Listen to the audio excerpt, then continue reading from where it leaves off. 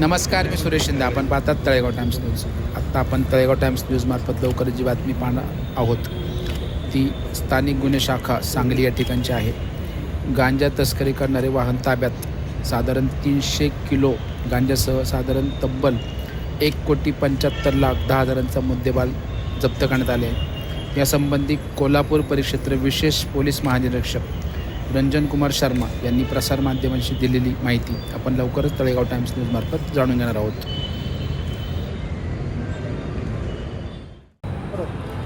आज रोजी सांगली जिल्ह्यामध्ये एक चांगली ड्रग्सची कारवाई झालेली आहे. यांच्यामध्ये LCV तर्फे एक गांजाचे कन्साइनमेंट ज्यांच्यामध्ये 300 kg गांजा आहे हे जप्त करण्यात आलेलं आहे. यांच्यामध्ये मिरज ग्रामीण पोलीस स्टेशनमध्ये गुन्हा दाखल करण्यात आलेला आहे आणि या प्रकरणामध्ये एक आरोपी ताब्यात घेण्यात आलेला आहे. बाकी इतर जे आरोपी यांच्यामध्ये आहे त्यांच्याबद्दलचे विचारपूस आणि शोध चालू आहे.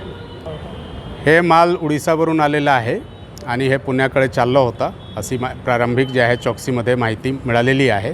अजून यांचे तपास चालू आहे.